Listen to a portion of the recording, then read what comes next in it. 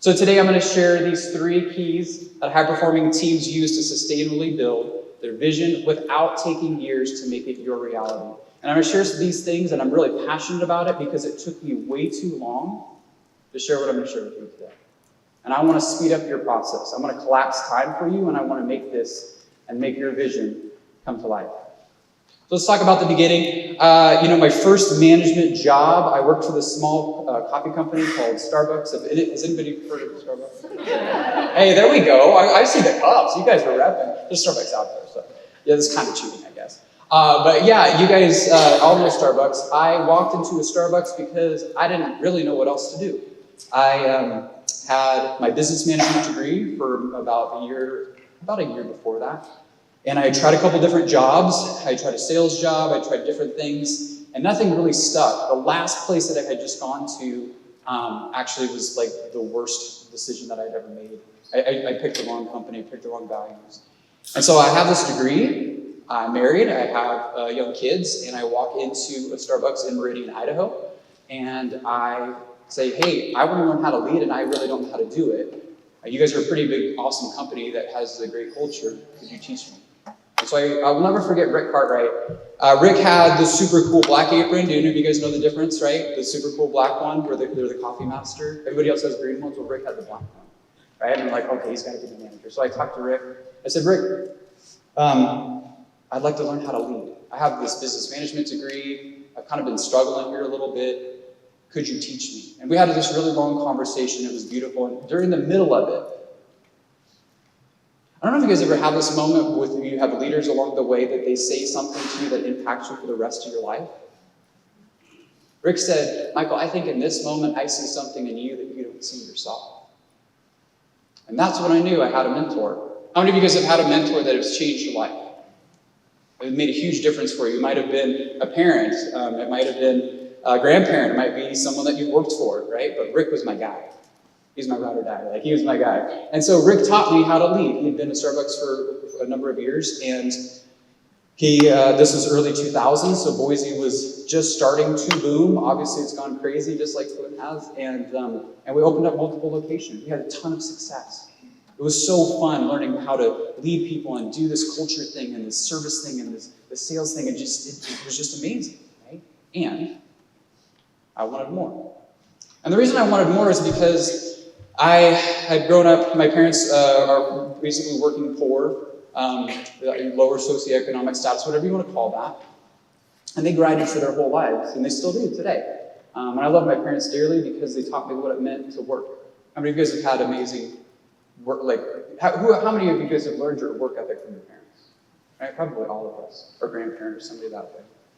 And that's led to, it's a huge factor for my success. And they didn't know how to handle money because they didn't really have it. And anytime they had it, there were struggles there. Actually went bankrupt twice, lost a business. And so I never really knew how to handle money. But as I started making money and I was doing the Starbucks thing, I was like, okay, I'm learning some different principles. I was like, man, how cool would it be to lead and to be able to help people financially at the same time? How cool would it be to marry that together? And it was just kind of this dream, and it kind of sat there for a while. And I'm like, I love what I'm doing with coffee, but that would be so cool to do that someday. And that someday came, and I got to work for, maybe you guys have heard of them, they were this little small up-and-coming credit union at the time, Idaho Central Credit Union. Mm-hmm.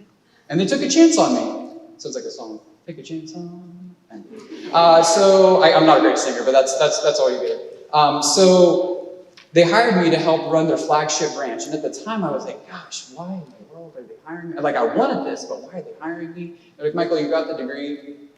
You know how to lead people. We'll teach you the rest, right? And they tried their best to teach me the rest. And I wish I could tell you that it was this perfect ride and it was all amazing. And I struggled out of the gate. I really had a hard time, partially just in how I grew up, but just really understanding the concepts of banking and how to do this whole compliance thing. And I started failing pretty quickly. And I made the cardinal sin. I don't know if you guys have heard this. Maybe you guys can help me finish it. Fake it till you break it. Yeah, that's exactly what happened. That's like the worst advice ever, right? Guess who can see you faking it? Everyone else, right? But I was convinced. I had that success. I knew with Starbucks, I could make it, I could do it, right? So I'll just do the same thing over here. Well, I didn't ask for help. And so then I started getting written up. Then I started failing compliance audits. That's a really bad thing to do for a financial institution, by the way, right? When you're leading other people. Finally got to the point where my boss was like, you know, Michael, we like you. We know you're good with people. This just has to be fixed. And they supported me. It's not like they weren't trying to support me. And so everything kind of came to a head for me when they decided, hey, we're going to start grading our managers. We're going to take a look at like how you're treating people, our customers, our members, everybody. We're going to put this all together and we're going to rank everybody. And there's 18 managers at the time, right? Now, mind you, I didn't have a lot of success in certain areas, but I felt like I could compartmentalize. Have any of you guys tried to do that before? Where it's like, hey, there's one area of your life that isn't going well, but I can try to do good in these other areas and kind of convince myself that it was okay. That's what I was doing. And I was too prideful to actually ask for help. And so when this report came out, I was pretty convinced. I'm like, I'm not going to be the top one, but probably like, I don't know, maybe middle of the pack-ish, something like that. And the report comes out, and I'm not top 5, I'm not top 10, I'm not middle of the pack, I'm dead last in the organization. Dead last, right? You just kind of have this gut punch.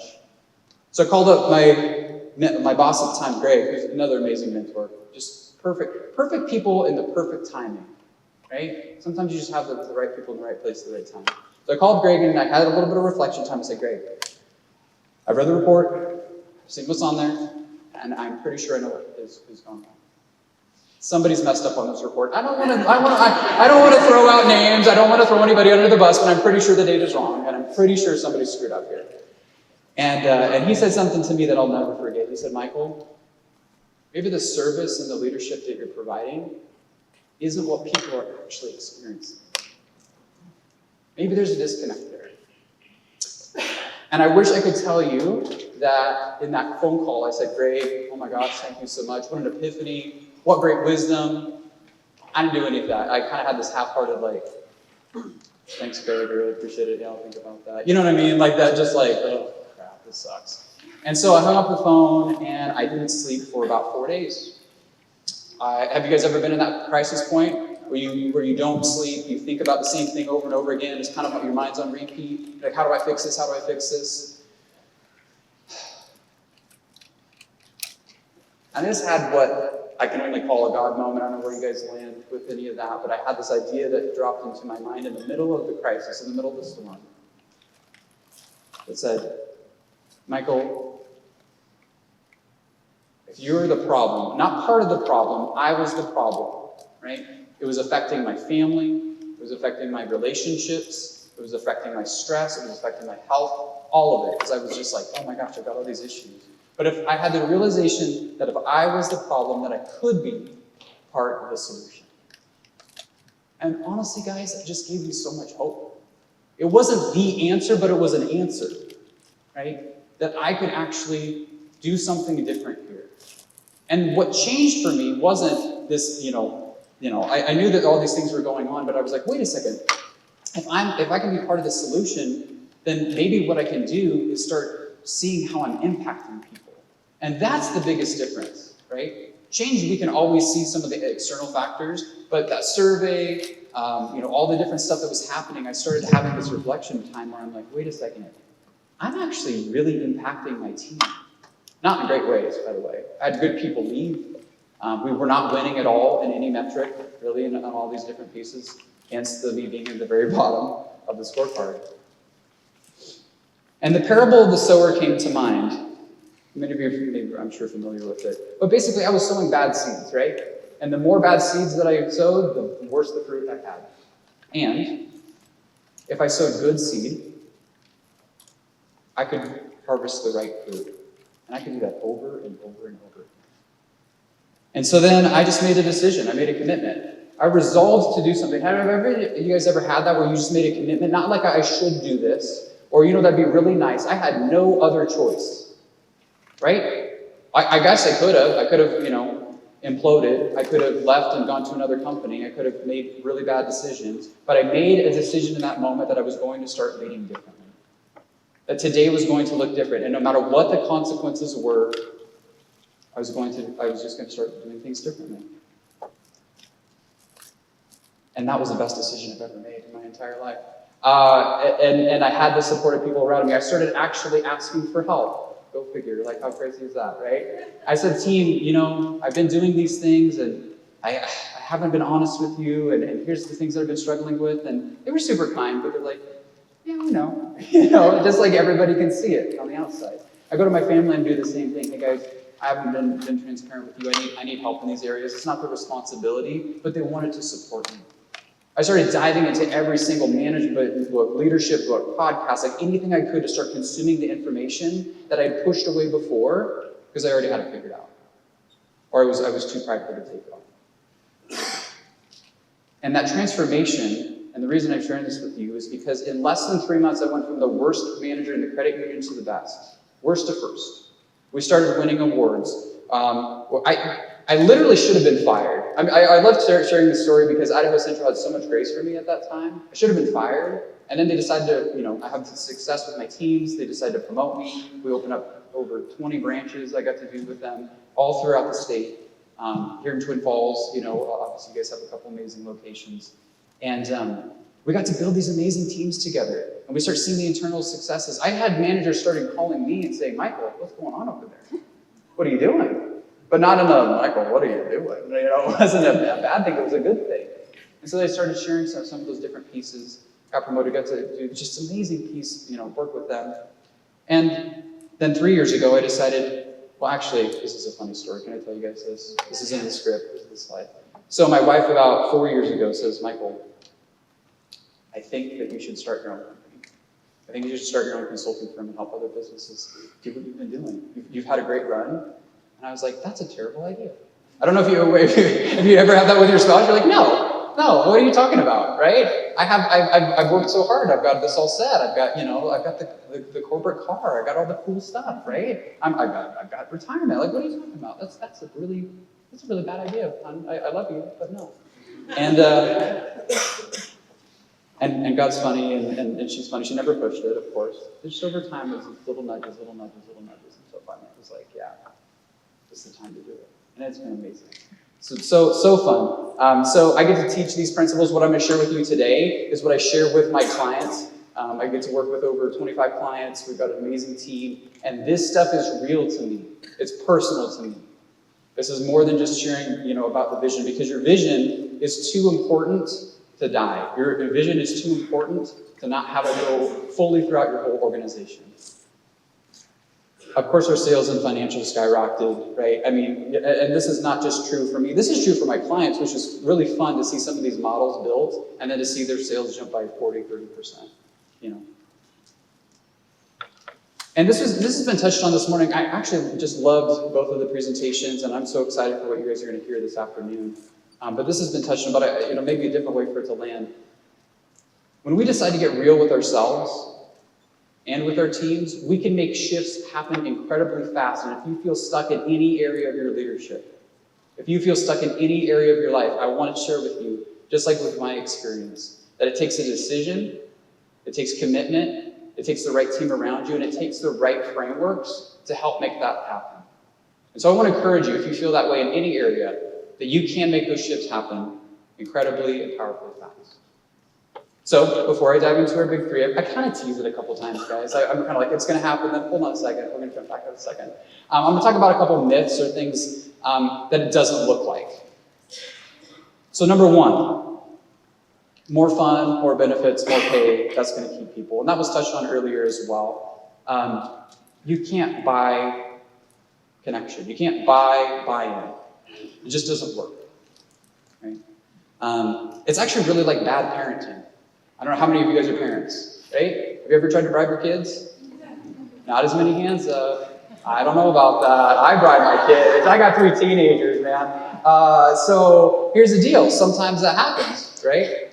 And we feel like, oh, well, if we this will be this exchange, if I pay and benefits, and then of course they'll do this. Well, that can only carry you so far. Now, pay and benefits and fun is super important. It's not everything, right? There's some pieces that keep people there and keep them bought into your vision. Number 2, working more hours and having more of your leaders try harder, I would say over the last 4 years, pandemic's been part of this, there's been no, this time in history is probably the hardest for leaders because there's that work shortage that we heard about earlier, but also just because there's been more and more piled on top of leaders. And so when you're trying to tell leaders, hey, you just need to work harder, you just need to work more hours, you need to do these things and just grind it out, that whole grind and hustle culture, that's dead, by the way, right? Good riddance. It never really worked. It basically just meant, hey, I'm going to burn myself out faster, right? Number 3, I love this picture. Scheduling more meetings to rally the troops and get them on board. That's sometimes called death by meeting. And sometimes it's, this repetition. If we just talk about it enough and we talk about it every meeting without connecting to the why, without connecting to the vision, without connecting to the heart of each individual, that'll just do it. And instead it feels like this candle, which I should probably get. It'd be a great fit. All right, so let's talk about it. Let's talk about the 3 keys high-performing teams use to accelerate their vision and results. You guys ready for this? Yeah. This is the note-taking time. This is it. It's right before lunch. I promise this is going to be really good. So I got the ABCs, and when I was practicing this, my boys were like, Dad, don't sing the song. Don't do it. Right? You know what I'm talking about. The Jackson 5, right? I can't hit those notes. I'm not Michael Jackson. I can't do that. But the ABCs, so assess, build, and commit. All of the most powerful principles in our life are the most simple. It's the power of doing it. Right? So I'm going to share some frameworks, but we're kind of going to go, have you guys seen those nesting dolls, right? Sometimes they're Russian nesting dolls or whatever, where they kind of have like the one doll, and then you open it up and there's another one, you open it up, there's another one, and they kind of like all hop inside of each other. You guys know what I'm talking about? I'm getting some head nods, some people are like, I have no idea what you're talking about. They're super cool, right? Handmade, anything like that. So we're going to talk about these ABCs, but I'm going to nest, and I'm going to tell you when I'm going to do it, where certain principles and frameworks are actually going to kind of nest into the next one. So I'm going to throw as much value at you as possible, but I'm going to make sure it's super organized. Does that sound fair? So when you're taking your notes, you're going to do A, B, C, right? You're going to write out each one of these. That's why I'm sharing with you all at the same time. And then we're going to go underneath each one. Does that sound good? Cool. All right, so assess. This is the soil, right? So I was kind of talking about the parable of the sower earlier. This is what I kind of call the ground truth. I'm going to touch on that here for a little bit. What does your soil look like?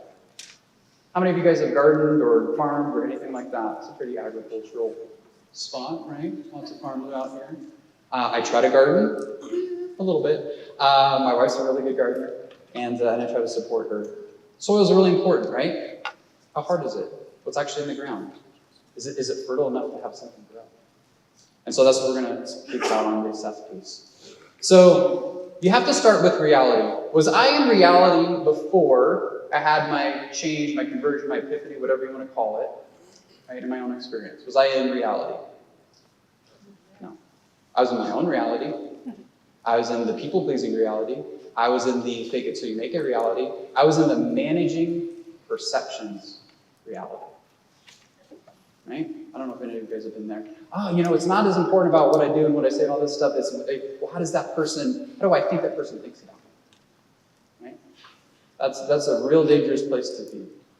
But if I can be honest and I can be vulnerable, I can start with reality. So what's the ground truth? When I say ground truth, what do people talk about when you're not in the room? What do they talk about at the water cooler? What do they talk about through text? What do they talk about through whatever social app is popular right now? I don't know. Whatever the latest cool thing is. How do they talk? I want to know that. I may not know all of it, but I want to know that. How can you get real data from your teams, your customers, your partners? This is where surveys are so important, and I'm not talking about the 200-question survey that everybody's like, oh my gosh, we have to do this once a year, and then it's like 4 hours long. I'm not talking about any of that. I'm talking about getting real data from real questions. There's a quote, and I can't credit it, but it's definitely not mine. The quality of the questions that you ask yourself and others determines the quality of your life and your relationships. And I love that because it's the quality of what we ask for and how intentional we are that makes the biggest difference. Now, One thing that I use personally, this is my own piece that I've developed, is what I call them pulse surveys. It's 5 minutes. It's super short, targeted questions, totally anonymous. And I want to know what people think. I want to know if they feel valued in what they do. I want to know if they feel empowered. I want to know if they feel developed. I want to know if they feel like they even want to be there. That's kind of important, right? But I just want to know the ground truth. And it's really powerful and very important to make sure that people feel like they can just express themselves. If you do surveys or do anything like that and it's not anonymous, you're never going to get to that deeper layer. It's really, really important. That's one tool that I use that is so helpful. Actually, all of my clients use it. I force them to. I just say, guys, you got to do this. Otherwise, you're not going to do it. And I will tell you, in full disclosure, if you do something like this, you're going to have skeletons in the closet. Spoiler alert, every company does. Because guess what? We're human, right? We all have issues. We all have things that need to be addressed. The question is, and your organization might be at a really good place right now. Well, how can it be great? Well, we have to address some of the stuff that's happening. If we don't do that, we're never going to get the vision locked in to the level that we need it to be to make sure that every single person is on fire and excited and as passionate as you guys were when you just yelled vision earlier, right? If you don't have that, your vision can move forward, but it can't ever move forward to the degree that it could on the other side.